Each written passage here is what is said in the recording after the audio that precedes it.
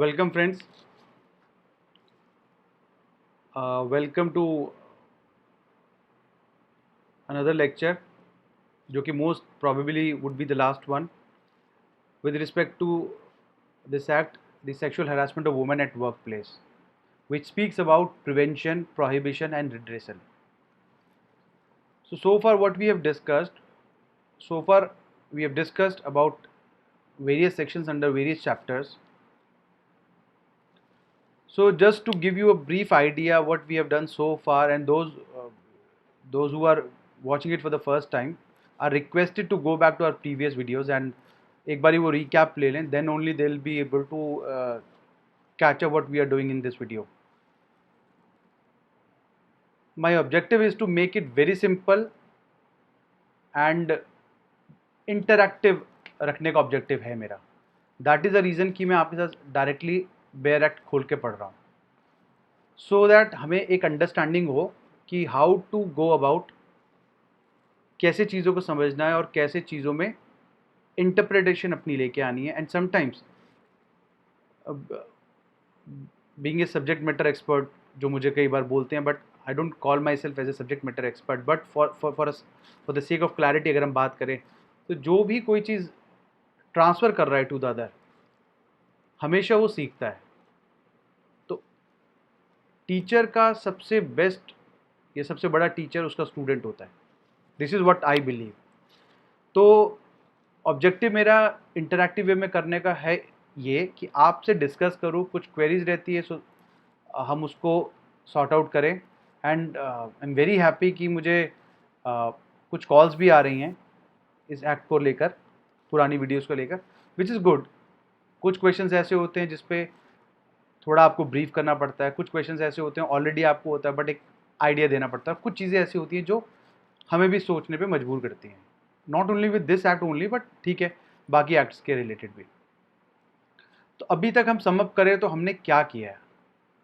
हमने देखिए कुछ सेक्शंस को कवर किया है चैप्टर्स में. अगर हम चैप्टर्स की बात करें तो चैप्टर 1 हम डिस्कस कर चुके हैं, जो कि शॉर्ट टाइटल, एक्सटेंट, कमेंसमेंट की बात करता है, कुछ इंपॉर्टेंट डेफिनेशंस की बात करता है. Then it speaks about prevention of sexual harassment. Then we start with chapter 2, which is constitution of internal complaints committee, which is a very important part of not only for this act but in an organization as well, because बहुत सारी organizations में they are not clear about how to go about it. Normally what they are doing, they are for the sake of compliance, they are making or they are having an internal complaints committee, but they don't know how to go about it.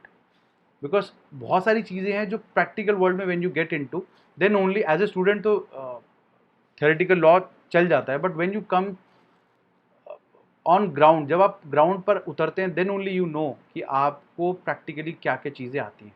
Then वहाँ पर बहुत सारे questions arise होते हैं, so which I have experienced in my professional life as well when we go for the audits and all. Client used to ask many questions which, so अगर बात करें तो वेरी कॉमन, बट प्रैक्टिकली जब हम उसको implement करते हैं तो देन कुछ एम्बिग्यूटी होती है. बट ऑलवेज बिलीव कि over compliance is not bad.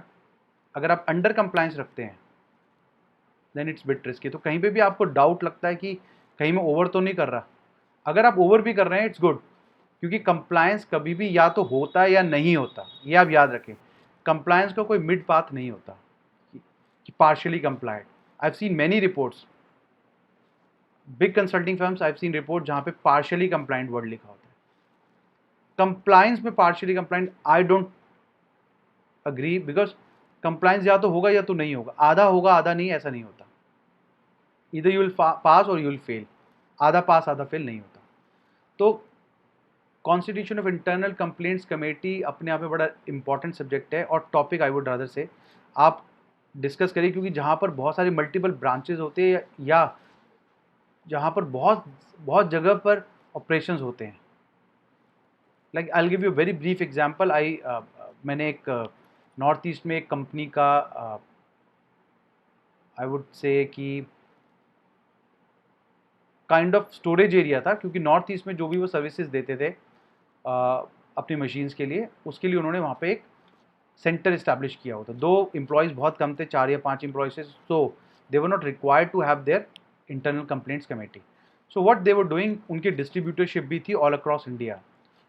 So instead of having their own office, having their own setup, what they did, they had a tie-up with their distributor of that respective area. और फिर later on उस company का staff उस distributor के एक premises में ही बैठना, उसको उनको एक डेडिकेटेड स्पेस दे दिया गया जहाँ पर वो दे स्टार्टेड सेटिंग। बिकॉज कोई भी कंप्लेंट आती थी through distributor, because distributors were the ultimate जो कि सप्लाई दे रहे हैं और जो सेल कर रहे हैं प्रोडक्ट को। बट अगर कोई आफ्टर सेल सर्विस आती थी तो ऑब्वियसली दे रिक्वायर्ड कंपनी का हेल्प, उनको चाहिए होता था। इन दैट केस परमानेंटली उनको डिप्लॉय कर दिया गया कंपनी के एम्प्लॉयज़ को उन्हीं के ऑफिस में। एंड व्हाट हैपेंड कि उन्होंने लेटर ऑन अपना जो उनका अपना सेटअप था ऑफिस का वो क्लोज कर दिया, बट उन्होंने सिर्फ गोडाउन रखा जहाँ पर और स्टोरेज एरिया रखा जहाँ पर उनका पार्ट्स पड़े थे। तो दो कंपनी बहुत बड़ी थी तो बहुत छोटी से छोटी चीज़ भी क्रिटिकल हो जाती है। But when it comes to the name of the company, so they were very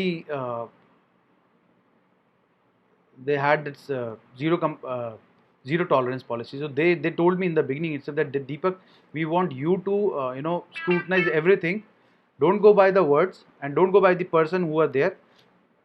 आपको जो चीज़ सी लगती है आप करिए, एंड इफ़ यू फील कि कुछ गलत है तो प्लीज़ शेयर है। तो जब हम वहाँ पे एक्चुअल में गए तो ठीक है, एरिया छोटा था, नॉर्मली हम जाते तो हमें पता भी नहीं लगता। बट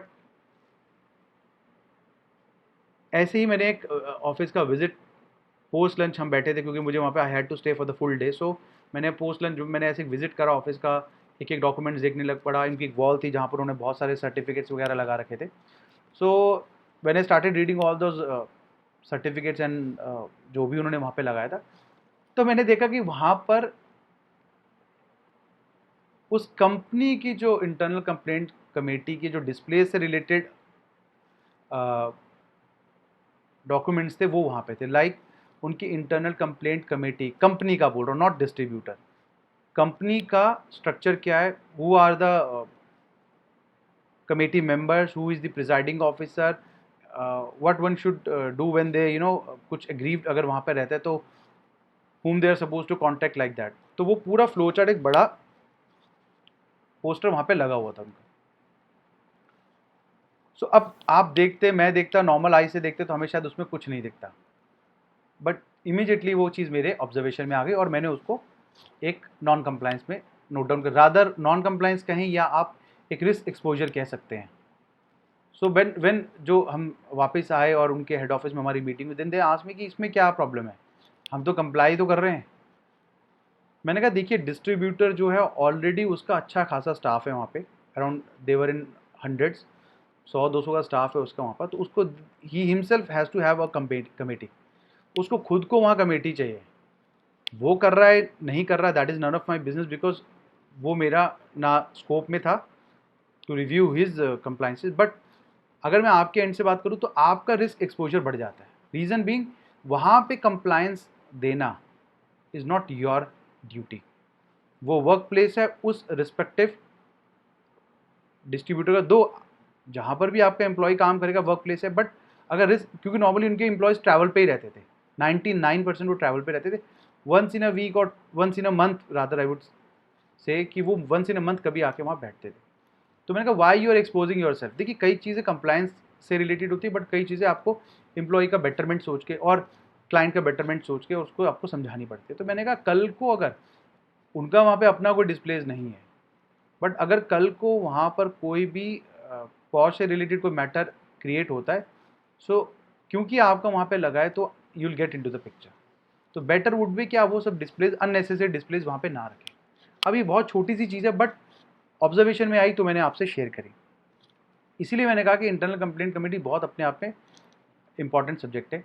तो हमने इंटरनल कंप्लेंट कमेटी, उसका कॉन्स्टिट्यूशन सब पढ़ा, उसके बाद हमने कॉन्स्टिट्यूशन ऑफ लोकल कमेटी पढ़ा। हमें पता है कब लोकल कमेटी पिक्चर में आती है और क्या डिफरेंस है लोकल कमेटी में और एक आईसी में। देन वी डिस्कस्ड अबाउट, जो कि हमने लास्ट पार्ट 4 में भी हमने वीडियोस में देखा था कि कंप्लेंट ऑफ सेक्सुअल हैरेसमेंट करते हैं तो क्या प्रोसीजर्स होते हैं, कंसिलिएशन होती है, क्या क्या रिकमेंडेशन जा सकती है, इंक्वायरी इनटू द कंप्लेंट होती है तो क्या क्या करते हैं, वगैरह वगैरह हमने बहुत सारे प्रोसीजर्स पढ़े थे। आज जो हम पढ़ेंगे, जो हम स्टार्ट करेंगे इंक्वायरी, सॉरी ये भी हमने इनफैक्ट चैप्टर 5 कवर कर चुके हैं कि एक्शन ड्यूरिंग पेंडेंसी क्या करेंगे, अगर आपकी इंक्वायरी चल रही है उसके बीच में आप क्या क्या एक्शंस ले सकते हैं, इंक्वायरी रिपोर्ट कब तक सबमिट होगी, किसको सबमिट होगी, पनिशमेंट फॉर फॉल्स और मेलिशियस कंप्लेंट्स अगर होंगी, फॉल्स एविडेंसेज होंगे तो क्या होगा। हमने ये भी पढ़ा था कि अगर विटनेसेस आपके फॉल्स हैं, नो मैटर वो किस ऑर्गेनाइजेशन के, तो you have a right as a internal committee कि आप उस रिस्पेक्टिव एम्प्लॉय के ऑर्गेनाइजेशन में भी उस चीज़ का इंटीमेशन दे सकते हैं एंड उसके सर्विस रूल्स के अकॉर्डिंग उस पर एक्शन हो सकता है। फिर हमने पढ़ा था कि determination of compensation as per section 15, किन किन बेसिस पे हम कॉम्पनसेशन का तय कर सकते हैं कि क्या what all should be the criterias and all. Prohibition of publication और मेकिंग नोन, आप कंप्लेंट्स के या जो भी मैटर है उसके क्या फैक्ट्स को पब्लिश कर सकते हैं, नहीं, you are not suppose to do that. Penalty for publication, अगर आप ऐसा करते हैं तो क्या पेनल्टी है, और जो भी अग्रीव्ड पार्टी है, चाहे वो अग्रीव्ड वुमन है अंडर द एक्ट और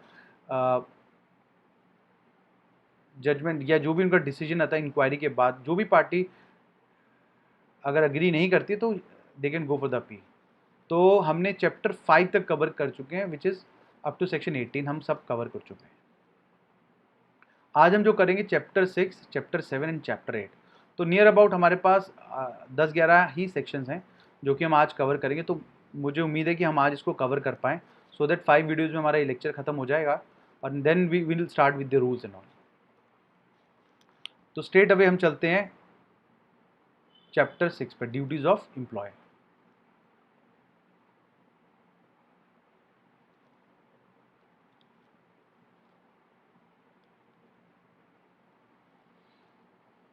देखिए यहाँ पे एज एन एम्प्लॉयर हमारी क्या ड्यूटीज हो। So the law clearly says that every employer shell provide a safe working environment at the work place which shall include safety from the persons coming into the contact at the workplace। तो सबसे पहली importance इस section की ये है कि ये हमें गाइड करता है कि एम्प्लॉयर की भी कुछ लाइबिलिटी हैं, कुछ ड्यूटीज़ हैं जो कि उसको मीट आउट करनी है। पहली चीज़, उसको ऐसा इन्वायरमेंट भी देना है कि जो कि सेफ हो और जिसमें ऐसे फैक्टर्स इंक्लूड हो जो कि आपको सेफ्टी प्रोवाइड करे कमिंग इनटू कांटेक्ट। आप ऐसा भी वर्क प्लेस नहीं बना सकते कि आप नोइंगली और अननोइंगली, जानबूझकर या बिना जाने आपका कांटेक्ट बन रहा है। Display at a conspicuous place in the work place, आपको एक इन्वायरमेंट, सेफ इन्वायरमेंट प्रोवाइड कर रहा है। देन आपको कुछ चीज़ें डिस्प्ले से रिलेटेड याद रखनी है, आपको डिस्प्ले करना है conspicuous place. Conspicuous place means ऐसी जगह जहाँ पर उसका लगाना वेस्ट ना हो, यानी कि ऐसी जगह पे जहाँ पर उसकी वर्थ हो। मैंने ऐसी भी जगह देखी है, ऐसा प्लांट देखा था गुजरात में जहाँ पर back side of the plant displays लगे हुए थे, तो उसको कोई फैक्टर, कोई रोल प्ले नहीं कर रहे थे वो, क्योंकि वहाँ पर कोई भी नहीं जाता था। They had there ETV plants and all, तो वहाँ पर उसका तुक नहीं था। देन वी आस्क्ड देम कि आप इसको फ्रंट में लेके आइए, एंट्री पे ही उन्होंने, then they had this board, big board, and उस पर उन्होंने सब कुछ पेस्ट किया। सो डिस्प्लेज आपको लगाने हैं वर्क प्लेस पे, किस चीज़ के, आपको डिस्प्ले लगाने हैं पीनल कॉन्सिक्वेंसेस के। पीनल कॉन्सिक्वेंसेस कब या किसके अगेंस्ट, अगर आप सेक्सुअल हैरेसमेंट करते हैं या अगर आप उसमें इन्वॉल्व पाए जाते हैं तो आपके अगेंस्ट क्या क्या पीनल कॉन्सिक्वेंसेस हो सकते हैं, उससे रिलेटेड आपको डिस्प्लेस लगाने हैं। अब कोई क्वेश्चन पूछ सकता है कि हमें क्या पता क्या प्रॉब्लम या क्या पीनल कॉन्सिक्वेंसेस होंगे। तो देखिए, पीनल कॉन्सिक्वेंसेस वही होंगे जो आपके सर्विस रूल का पार्ट होगा, जो भी कंपनी के नॉर्म्स होंगे, कंपनी के रूल्स होंगे, जो भी आपके उसके लिए आप मिसकंडक्ट करें, जो भी आपने पेनल्टीज रखी हैं, उनको आपको डिस्प्ले में लगा के रखना है। थर्ड, आपको ऑर्गेनाइज करना है वर्कशॉप्स एंड, देखिए वर्कशॉप्स एंड है, बहुत सारे लोगों को इसमें अगेन कन्फ्यूजन होती है कि हमें वर्कशॉप तो कर दी, हम तो कर रहे हैं जी, but they are not aware कि हमें एक अवेयरनेस प्रोग्राम भी चलाना है एट रेगुलर इंटरवल्स। अब रेगुलर इंटरवल का कोई ऐसा डिफाइन नहीं है, बट मोर और लेस कंपनी अवेयरनेस प्रोग्राम साल में 2 बार ही करती हैं, हाफ ईयरली बेसिस पे, और वर्कशॉप्स वगैरह वो क्वार्टरली बेसिस पे करते हैं जहाँ पर स्ट्रेंथ ज़्यादा है। मान लीजिए यहाँ पर 1000 या 2000 एम्प्लॉई है, तो व्हाट दे आर डूइंग कि क्वार्टरली बेसिस पे 200-250 एम्प्लॉइज़ को कवर अप कर लेते, सो दैट 4 क्वार्टर्स में उनका पूरा स्ट्रेंथ कवर हो जाए, विच इज़ मैंडेटरी। तो आपको वर्कशॉप्स भी ऑर्गेनाइज करनी है, आपको अवेयरनेस प्रोग्राम्स भी कंडक्ट करने हैं। किस चीज़ के लिए? फॉर सेंसिटाइजिंग, आपको उनके बारे में अवेयरनेस फैलाने के लिए, for sensitising the employees with the provisions of the act. देखिए बहुत सारे लोगों को पता ही नहीं है कि हो क्या सकता है। अभी हमने पीछे पढ़ा कि अगर आप फॉल्स विटनेस डिक्लेयर होते हैं तो आपके खिलाफ भी एक्शन हो सकता है। तो बीइंग एन एम्प्लॉय हमें पता होना चाहिए कि अगर हम किसी गलत मैटर में पढ़ते हैं और अगर हम एज ए फॉल्स विटनेस वहाँ प्रेजेंट होते हैं तो हमारे खिलाफ हमारी कंपनी में भी मैटर क्रिएट हो सकता है। तो इसलिए ये ध्यान में रखना, इसलिए जो भी प्रोविजंस ऑफ द एक्ट है उससे उस उसके लिए सेंसिटाइजेशन आपको एम्प्लॉयज़ के बीच में करनी पड़ेगी, and orientation programmes for the members of the internal committee. तो आपको वर्कशॉप्स अवेयरनेस प्रोग्राम्स करने हैं एम्प्लॉयज़ के लिए, और ओरिएंटेशन प्रोग्राम करनी है members of the internal committee in the manner as may be prescribe. तो जनरली इसके लिए कोई मैनर प्रिस्क्राइब नहीं, हाँ लोकल लेवल पे एडिक्वेट हर गवर्नमेंट का अपना मेथड हो सकता है, अगर कुछ प्रिस्क्राइब्ड है फॉलो करिए, अदरवाइज जनरल एक्सेप्टेड जो भी आपको मेथड लगता है which is best for your organisation आप फॉलो कर सकते हैं। तो फोर्थ बोलते हैं provide necessary facilities to the internal committee or the local committee as the case may be for dealing with the complaint and conducting an inquiry। आपने एक safe environment provide कर दिया, आपने प्रॉपर डिस्प्लेज लगा दिए penal consequences के, आपने workshops awareness programmes employees के लिए कर दिए, ओरिएंटेशन प्रोग्राम्स आपने अपने आईसी के मेंबर्स के लिए कर दिया, बट आप यहीं तक नहीं रुक जाते, आपको नेसेसरी फैसिलिटीज़ भी देनी है आईसी को सो दैट वो अपनी ड्यूटीज़ को एग्जीक्यूट कर पाएँ अगर कोई कंप्लेंट आती है, सो दैट वो इंक्वायरी कंडक्ट कर पाएँ। आपने इन्वायरमेंट ही इतना रिस्ट्रिक्टिव बना रखा है कि आप चाह कर भी बीइंग अ प्रिसाइडिंग ऑफिसर अगर आप हैं भी, लेकिन तब भी आप इंक्वायरी कंडक्ट कर ही नहीं सकते। तो अगर आप ऐसा इन्वायरमेंट क्रिएट करते हैं तो भी आप इस एक्ट के अंदर या एक नॉन कंप्लायंस कर रहे हैं, क्योंकि ये आपकी ड्यूटी बनती है as an employer under section 19 कि आप उनको सारी वो फैसिलिटीज़ प्रोवाइड कराएं सो दैट वो अपनी इंक्वायरी को कंडक्ट कर पाए। अगला point, assist in securing the attendance of respondent and witness before the internal committee और local committee as the case में भी। आपको जितनी पॉसिबल असिस्टेंस हो सकती है वो देनी है रिस्पोंडेंट और विटनेस दोनों के लिए, सो दैट वो आईसी के बिफोर प्रेजेंट हो पाए। क्या जैसे वो केस टू केस डिफर करेगा, बट अगर आपके कहीं रोल आपका आ रहा है बीच में बीइंग एन एम्प्लॉयर, तो आपको वो चीज़ भी ध्यान में रखनी पड़ेगी। Make available such information to the IC और the LC as the case may be, as it may require having regard to the complaint made under subsection. तो वो सारी इन्फॉर्मेशन आप मान लीजिए, अब वो कहता है कि मैं स्टेयर्स में जा रहा था और अग्रीड वुमन कहती है मैं स्टेयर्स में जा रही थी और मेरे साथ कुछ मिसहैपनिंग हुई, मिसकंडक्ट हुआ और मेरे साथ ये जो हुआ, और which is there in the CCTV footage. तो एज एन आईसी आपके पास राइट है सॉरी आपके पास एज एन आईसी राइट है to ask for the footages, और एज एन एम्प्लॉयर आपको वो सारी असिस्टेंस प्रोवाइड करनी पड़ेगी। Provide assistance to the woman if she so chooses to file a complaint in relation to the offences under IPC.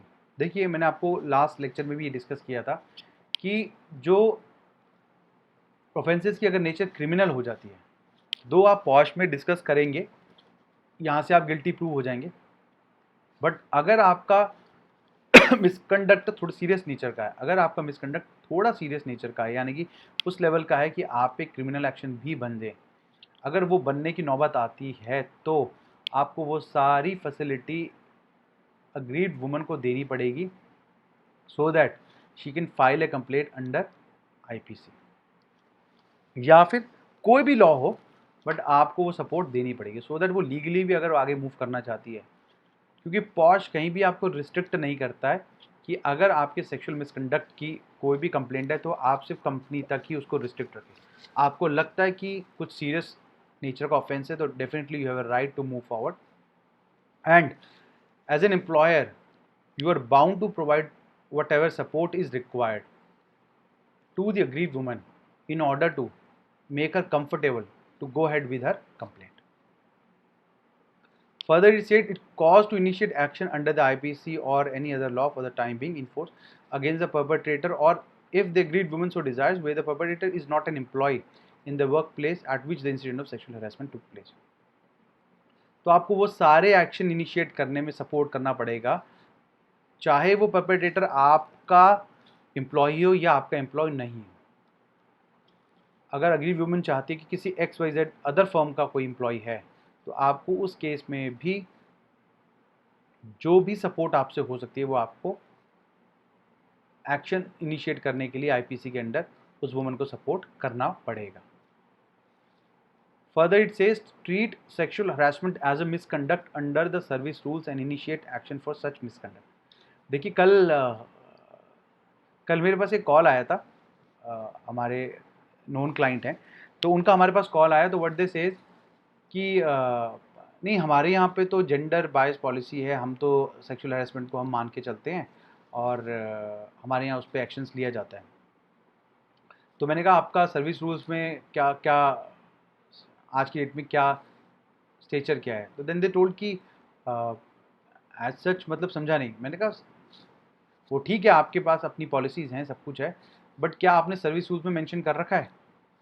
नहीं, हमने ऐसा तो कुछ नहीं। आपके मिसकंडक्ट्स में क्या आता है, तो अराउंड 30+ कुछ मिसकंडक्ट्स थे जो जिसमें परचेज डिपार्टमेंट से रिलेटेड और सेल्स डिपार्टमेंट से रिलेटेड, HR से रिलेटेड कुछ बेसिक मिसकंडक्ट्स थे।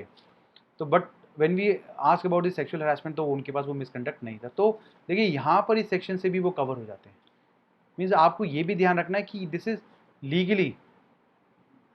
Something which is legally they are suppose to do. आप एम्प्लॉयर को बोलते हैं कि आपके पास अपनी सर्विस रूल्स दिखा दीजिए, और अगर उसमें ये कवर नहीं है तो then it is a non compliance. आप मान के चलिए अंडर सेक्शन 19 वो एक नॉन कंप्लायंस कर रहे हैं। Last but not the least, आपको मॉनिटर करना है टाइमली सबमिशन को, reports by the internal committee. देखिए ये ड्यूटीज़ किसकी बता रहे हैं हम? ड्यूटीज़ बता रहे हैं एम्प्लॉयर की। तो एम्प्लॉयर को मेक श्योर करना है कि जो रिपोर्ट्स हैं बाय द इंटरनल कमेटी वो टाइमली सबमिट हो रही है। हम आगे पढ़ेंगे किसको सबमिट होती है, कहाँ सबमिट होती है, बट इसकी सबमिशन भी किसकी ड्यूटी है? एम्प्लॉयर की। तो आपने देखा कि मोर और लेस बहुत आईसी के बाद ये एक बड़ा इंपॉर्टेंट चैप्टर, ये सेक्शन है जिसमें ड्यूटीज़ के बारे में बात करेंगे। तो आप एक इंटरनल कंप्लेंट कमेटी की constitution plus duties of employer, ये दो बड़े इंपॉर्टेंट सेक्शन है, इसको ध्यान में रखेंगे तो प्रैक्टिकली आपको बहुत हेल्प लगेगा। तो chapter 6 is over, now we are starting with chapter 7 which speaks about duties and powers of district officer. देखिए डिस्ट्रिक्ट ऑफिसर देखिए मैं स्टार्ट ही कर लेता हूँ पहले आपके साथ। Section 20 says duties and powers of district officer. The district officer shell monitor the timely submission of report furnished by the local committee, take such measures as may be necessary for engaging non-governmental organizations for creation of awareness on sexual harassment and the rights of women। देखिए structuring क्या है कि अगर आप एक organisation की बात कर रहे हैं तो टॉप पर एम्प्लॉयर है, उसके नीचे आईसी है, देन उसके नीचे सारे एम्प्लॉयज़ हैं। बट अगर आप एक डिस्ट्रिक्ट लेवल की बात करें तो टॉप पे है डिस्ट्रिक्ट ऑफिसर, डिस्ट्रिक्ट ऑफिसर के नीचे लोकल कमेटी है, एंड देन वहाँ की जो भी पॉपुलेशन है वो है। तो द रोल जो कि एक ऑर्गेनाइजेशन में एम्प्लॉयर प्ले करता है, ठीक उसी तरह से एक डिस्ट्रिक्ट में वो रोल डिस्ट्रिक्ट ऑफिसर प्ले करता है। जैसे एम्प्लॉयर को सेक्शन 19 में ये मेक श्योर करना होता है कि आईसी टाइमली सबमिट कर रही है रिपोर्ट्स, उसी तरह से एक डिस्ट्रिक्ट ऑफिसर को मेक श्योर करना होता है कि लोकल कमेटी टाइमली सबमिशंस कर रही है अपनी रिपोर्ट की। क्यों? क्योंकि लोकल कमेटी के पास वो सारी कंप्लेंट्स आ रही होंगी उस डिस्ट्रिक्ट की और उन कंपनी से जहाँ पर या तो आईसी नहीं है या फिर अगर कोई कंप्लेंट एम्प्लॉयर के अगेंस्ट है तो इन दो तरह की कंप्लेंट्स उसके पास आ रही होंगी। तो इसलिए डिस्ट्रिक्ट ऑफिसर को मेक श्योर करना है कि लोकल कमेटी टाइमली वो सारी रिपोर्ट सबमिट कर रही है। और अगर डिस्ट्रिक्ट ऑफिसर को ये भी देखना है कि अगर कहीं पे वो सारे मेजर्स उसको लेने चाहिए या वो लेगा, या उसकी वो पावर्स हैं कि अगर उसको लगता है कि किसी नॉन गवर्नमेंटल या किसी एनजीओ को वो इन्वॉल्व करना चाहता है। क्योंकि जैसे एम्प्लॉयर को अवेयरनेस सेशंस, वर्कशॉप्स और सेंसिटाइजेशन सेशंस क्रिएट करने, ठीक उसी तरह से डिस्ट्रिक्ट ऑफिसर को भी वो अवेयरनेस सेशंस वर्कशॉप्स कंडक्ट करनी है, but at A district level. तो अब वो खुद जाके नहीं कर सकता, तो उसके लिए वो ना इतनी मैन पावर होती है एक डिस्ट्रिक्ट ऑफिसर के पास to conduct all such activities. उसके लिए what they can do, he is empowered to take whatever measures he would like to in order to engage some NGOs for creation of awareness on sexual harassment and the rights of women. Clear? तो कभी हमें लगे कि district officer ये सब चीज़ें कर रहा है, तो वी विल बी नोइंग कि ठीक है, he is performing with in his duties. Chapter 7 is again complete. Now we are starting chapter 8, which is the last one. बाकी सारी बातें हम मिसलेनियस में पढ़ते हैं चैप्टर 8 में। देखिए, committee to submit annual report, the IC और the LC as the case may be shall in each calendar year. आपको ध्यान रखना है, यहाँ पे कैलेंडर ईयर की बात हो रही है, not about the financial year. Means आपको जनवरी टू दिसंबर की रिपोर्ट आपको जनवरी में फाइल करनी है, या जो भी उसकी प्रिस्क्राइब डेट है तब फाइल करनी है, but January for the period January to December. And the report shall be prepare in such form and at such time as may be prescribe, क्योंकि ये रूल्स बताएगा आपको कि कब करनी है और कब नहीं करनी, बट आपको रिपोर्ट कैलेंडर ईयर की प्रिपेयर करनी है, first thing. Second, the district officer shall forward a brief report on the annual reports received under subsection 1 to the state government. देखिए, अभी हमने पीछे पढ़ा है यहां पर कि आईसी और द एलसी, तो दोनों की बात चल रहा है, और पीछे से आप देख रहे हैं हर सेक्शन में आईसी एलसी दोनों को बराबर रख के चल रहा है। तो जिस केस में एलसी सबमिट कर रहा है, अभी हमने जस्ट पिछले सेक्शन में ही पढ़ा है 19 में, सॉरी 20 में, कि लोकल कमेटी को, डिस्ट्रिक्ट ऑफिसर को मेक श्योर करना है कि लोकल कमेटी टाइमली सबमिशन कर रहा है। तो अब लोकल कमेटी की उस डिस्ट्रिक्ट ऑफिसर के पास बहुत सारी हो सकता है रिपोर्ट्स आ जाएं, तो उसको क्या करना है, the district officer shall forward a brief report. हम उन सारी रिपोर्ट को मर्ज करके एक ब्रीफ रिपोर्ट बनाएंगे ऑन दी एनुअल रिपोर्ट्स। वो ब्रीफ रिपोर्ट किस पे बेस्ड होगी, एनुअल रिपोर्ट्स, जो कि कहाँ से रिसीव हुई होगी, जो कि रिसीव्ड हुई होगी अंडर सबसेक्शन 1, और ये किसको करनी है, to the state government. Subsection 1 कौन सा है, यही जो हमने भी पढ़ा है, जो कि हर कैलेंडर ईयर के लिए एक आईसी फाइल करेगी रिपोर्ट, ठीक उसी तरह से एक एलसी भी अपनी कंप्लेंट, सॉरी अपनी एक रिपोर्ट फाइल करेगी, और उसकी एक ब्रीफ रिपोर्ट बना के डिस्ट्रिक्ट ऑफिसर जो भी एलसी से जो भी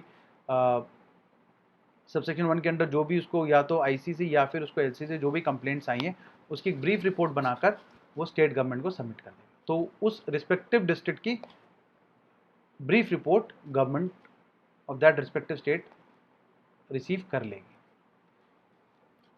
It further speaks employer to include information in annual report. Up now it is mandatory in your annual reports as well, but act में स्पेसिफाई कर दिया गया है कि the employer shall include in its report the number of cases filed. आपको report में क्या देना है, क्या चीज़ मैंडेटरी है, क्योंकि वो ये चीज़ तो होनी चाहिए। पहला, number of cases filed minimum ये तो होना चाहिए, देयर डिस्पोजल,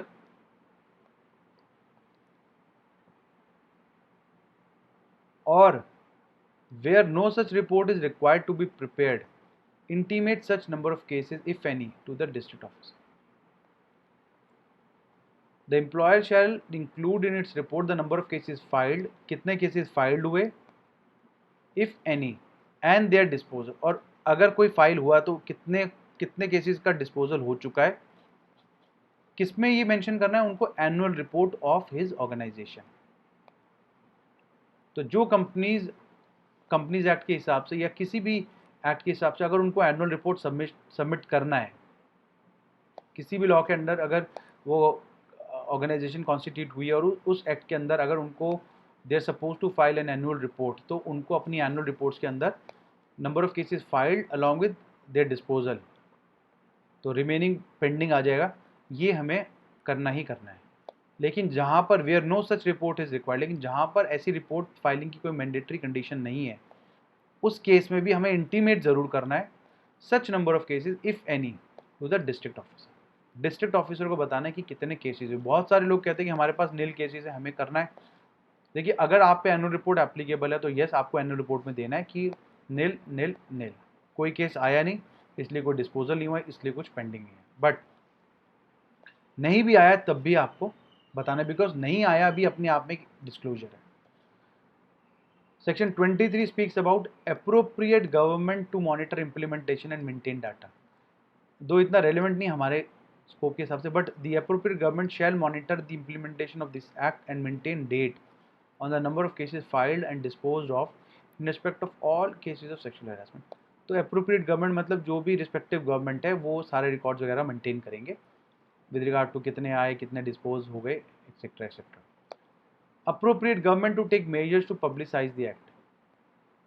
हम मिसलेनियस एक्ट पढ़ रहे हैं इसलिए अप्रोप्रिएट जो भी गवर्नमेंट है उसको वो सारे मेजर्स लेने जिससे एक्ट की पब्लिसिटी हो, इन टर्म एक अवेयरनेस फैले with in the society, so that जितना अवेयरनेस रहता है उतना लोग प्रोएक्टिवली काम करते हैं, थोड़ा डर के भी चलते हैं। तो हर लॉ की अवेयरनेस जितनी होगी उतना लॉ मेकर्स को बिलीव है कि शायद ऐसे केसेस में कमी आए। Power to call for information inspection of records. The appropriate government, on being satisfied that it is necessary in the public interest में or in the interest of women employees at a workplace to do so by order in writing. हमेशा ऐसे order writing में आएंगे। कोई आपको verbally phone पर बोले नहीं मानेंगे आप बीइंग एन एम्प्लॉयर। तो अगर आपको ऐसा कोई ऑर्डर इन राइटिंग आता है, बिकॉज अप्रोप्रिएट गवर्नमेंट जो है एम्पावर्ड है किसी भी तरह की इंफॉर्मेशन लेने के लिए in the interest of public और इंटरेस्ट ऑफ वुमेन को ध्यान में रखते हुए क्या क्या मांग सकते हैं? कॉल अपॉन एनी एम्प्लॉयर और district officer to furnish in writing such information relating to sexual harassment as it may require. जो भी इन्फॉर्मेशन को चाहिए, चाहे वो उस एरिया के या किसी भी एरिया के एम्प्लॉयर से या उस एरिया के डिस्ट्रिक्ट ऑफिसर से। Authorise any officer to make inspection of the records and workplace in relation to sexual harassment. किसी भी ऑफिसर को जिसको वो चाहे ऑथराइज कर सकते हैं टू स्क्रूटनाइज द रिकॉर्ड, और उसके बेसिस पे वो एक रिपोर्ट सबमिट कर सकते हैं जो भी टाइमलाइंस उनको दी जाएंगी। Every employer and district officer shall produce on demand before officer making the inspection all information, records and other documents in his custody having bearing on the subject matter of inspection. तो जो भी information उनके पास होगी वो district officer या employer को वो produce करनी पड़ेगी। देखिए, मेन इंपॉर्टेंट जो सेक्शन अब स्टार्ट हो रहा है कि पेनल्टी, तो अभी तक कहीं पे भी कुछ भी कंफ्यूजन है आप सिर्फ मुझे कमेंट्स में लिख देंगे, मैं वो चीज़ आपके लिए और इजी वे में, क्योंकि अभी थोड़ा फास्टर मोड पे आप स्पेसिफिकली कोई सेक्शन भी बोलेंगे तो उस पर्टिकुलर सेक्शन पे भी चाहे शॉर्ट वीडियो बना के मैं आपको वो ज़रूर क्लैरिटी दूंगा, अगर in case you feel like कि आपको कोई चीज़ क्लियर नहीं हो रही है। देखिए, चीज़ें आपको मगअप करनी है, बट येस हम उसको समझ ज़रूर सकते हैं एक साथ। देखिए, पेनल्टी के लिए वो क्या बोलता है, where the employer fails to, पहला नॉन कंप्लायंस, अगर वो फेल कर जाता है इंटरनल कमेटी बनाने के लिए या फिर एक्शन लेने के लिए, एक्शन लेना वो भूल जाता है अंडर सेक्शन 13, 14 एंड 22। 13, 14 एंड 22 क्या है?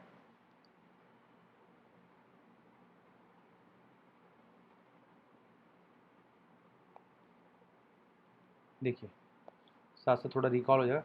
13 इंक्वायरी रिपोर्ट, यानी कि वो प्रोसीजर्स में अगर आप कुछ भी नेग्लिजेंसी करते हैं या मिस आउट करते हैं।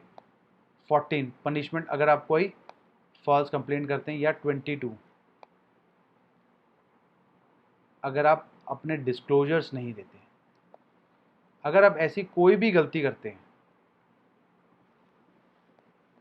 तो आपके खिलाफ एक्शन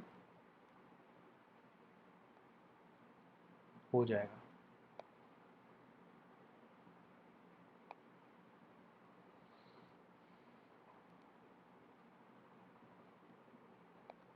या फिर आप कॉन्ट्रावीन करते हैं और अटेम्प्ट्स टू कॉन्ट्रावीन और अबेट्स कॉन्ट्रावेंशन, या आप सहायक बनते हैं किसी भी कॉन्ट्रावेंशन के होने में any provision of this act और any rules made thereunder. तो पेनल्टी में क्या क्या चीज़ें डिस्कस की गई हैं कि अगर आप आईसी को कॉन्स्टिट्यूट करने में फेल करते हैं, आप सेक्शन 13, 14, 22 में एक्शन लेने से फेल करते हैं,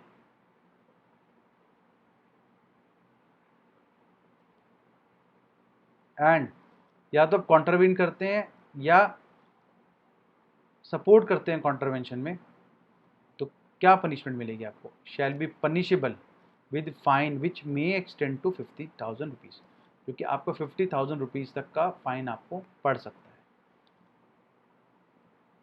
26(2) बोलता है if any employer after having been previously convicted, अगर आप एक बारी नॉन कंप्लायंस में या कन्विक्शन आपकी एक बारी पहले हो चुकी है जो कि पनिशेबल है अंडर दिस एक्ट, ऐसे किसी भी ऑफेंस के लिए जो कि इस एक्ट के अंदर पनिशेबल है, उसमें आपकी अगर प्रीवियस कोई कन्विक्शन हो चुकी है, तो सब्सिक्वेंटली अगर आप फिर से वही गलती करते हैं and is convicted of the same offence, तब आप पे क्या एक्शन होगा? पहली बार तो आप पे 50,000 रुपीज़ लग गए, दूसरी बार होगा twice the punishment.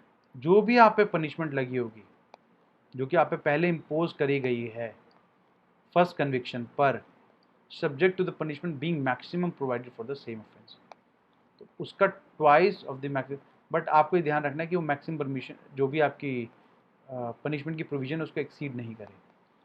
Provided that in case a higher punishment is prescribed under any other law for the time being in force for the offence for which the accused is being prosecuted, the court shall take due cognizance of the same while awarding the punishment। कोई भी किसी और act के under जो भी आपका offence है उसके लिए कुछ हायर पेनल्टी के प्रोविजंस हैं, उस केस में कोर्ट डिसीजन लेगा, आप डिसीजन नहीं लोगे। यानी कि पेनल्टी बढ़ सकती है अगर आपके ऑफेंस की नेचर कुछ सीरियस है, और देखिए सीरियस ऑफेंसेस के ही पेनल्टीज थोड़े हाई होती है। मान लीजिए कुछ ऐसा आपने क्राइम कर दिया या कुछ ऐसा ऑफेंस कर दिया जिसमें प्रोसिक्यूशन ही है सिर्फ, तो फिर यहाँ पे और आप पेनल्टी पे बच रहे हैं, मान लीजिए एग्जाम्पल दे रहा हूँ, तो उस केस में कोर्ट डिसाइड करेगा कि आपको क्या पेनल्टी दी जाए, कि क्या पनिशमेंट आपको दी जाए। तो हमने कुछ कॉन्ट्रवेंशंस पढ़ी सेक्शन 26(1) में, उसके बाद हमने 26(2) में पढ़ा कि अगर आपकी रिपीटेटिव होती है, सेकंड टाइम भी आपकी उसमें कन्विक्शन होती है, तो आपको twice of the previous punishment दिया जाएगा, subject to the punishment being maximum provided for the same offence. उसी में सब क्लॉज 2 बोलता है कि कैंसिलेशन भी आपका हो सकता है लाइसेंस का, या विड्रॉ हो सकता है, और या फिर नॉन रिन्यूअल, आपका लाइसेंस अब रिन्यू नहीं होगा, और approval cancellation of the registration तक आपकी जा सकती है, यानी कि आपका दुकान बिल्कुल बंद हो सकती है एज द केस में भी। कौन देगा ऐसा डिसीजन? गवर्नमेंट या फिर लोकल अथॉरिटी। तो यानी कि देखिए सीरियस नेचर कितना है कि अगर आप कन्विक्शन पे कन्विक्शन करे जा रहे हैं, नॉन कंप्लायंस में नॉन कंप्लायंस करे जा रहे हैं, पहली बार भी पकड़े गए आपको छोड़ दिया, दूसरी बार पकड़े ठीक है थोड़ा हायर पनिशमेंट लगा दिया ठीक है, लेकिन किसी और लॉ में अगर पनिशमेंट थोड़े हायर नेचर की है तो आपको यस कोर्ट डिसाइड करेगा कि क्या पनिशमेंट देनी है, बट लेकिन आप फिर भी लगे हुए हैं, आप फिर भी पनिशमेंट पे पनिशमेंट खाने के फिराक में है, तो उस केस में ऐसी एंटिटीज़ का लाइसेंस तक विड्रॉ हो सकता है, कैंसिलेशन हो सकता है, रजिस्ट्रेशन तक कैंसिल हो सकती है। सेक्शन 27 सेज कि no court shall take cognizance of any offence punishable under this act or any rules made thereunder, save on a complaint made by the aggrieved woman or any person authorized by the inter committee in this behalf। तो जो भी complaint होगी वो आपके पास आएगी, तभी आप उसका कॉग्निजेंस लेंगे। No court inferior to that of a metropolitan magistrate or a judicial magistrate of the first class shall try any offence punishable। देखिए ये आपकी jurisdictions बताई गई, ये हमारे स्कोप से बाहर है। Third, every offence under this act shall be non cognizable, act not in derogation of any other law।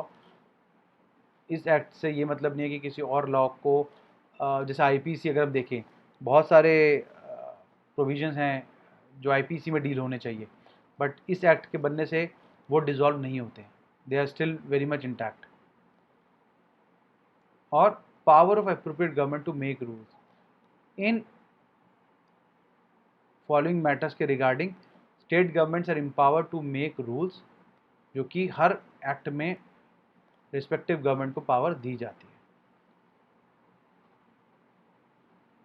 देखिए सब finish, power to remove difficulties, अगर कुछ भी डिफ़िकल्टी आती है प्रोविजंस को समझने में एक्ट की, तो उस केस में state government is empowered to, sorry, central government may by order publish in official gazette, वो सारे प्रोविजंस के रिगार्डिंग जो भी इनकन्सिस्टेंट है, जो भी क्लैरिटी चाहिए वो दे सकती है। तो एक जनरल क्लॉजेज हैं ये। तो फ्रेंड्स, आज लेक्चर 5 में हमने ये पूरा पॉश कंप्लीट कर लिया। मेरी रिक्वेस्ट ये रहेगी कि आप एक बार डीपली गो थ्रू करें। देखिए चीज़ें याद हो जाती हैं बशर्ते आप उसको रट्टा ना मारे। अगर आप रट्टा मारना शुरू करेंगे तो कोई भी एक्ट याद नहीं होगा, क्योंकि जब तक जिस्ट आपको याद नहीं होगी किसी भी एक्ट की, देखिए मुझसे आप सेक्शंस पूछेंगे तो मैं भी शायद नहीं बता पाऊंगा, क्योंकि मैं इतने सारे एक्ट्स में काम करता हूँ। सेक्शंस रिपीटेड होते हैं, सेक्शन 2 इसमें भी है, दूसरे एक्ट्स में भी है। आपको जिस्ट याद रखना है। अगर आपको ये पता है कि कहाँ पर कौन सा पेज खोलना है, इंडेक्स में आपको क्या सेक्शन देखना है, समझ लीजिए आपको सेंस है। तो कोशिश आप ये करिए कि एटलीस्ट लॉ का जिस्ट और जो टाइमली अपडेशन आ रहे हैं वो आप अगर ध्यान में रखेंगे तो आप अवेयर रहेंगे।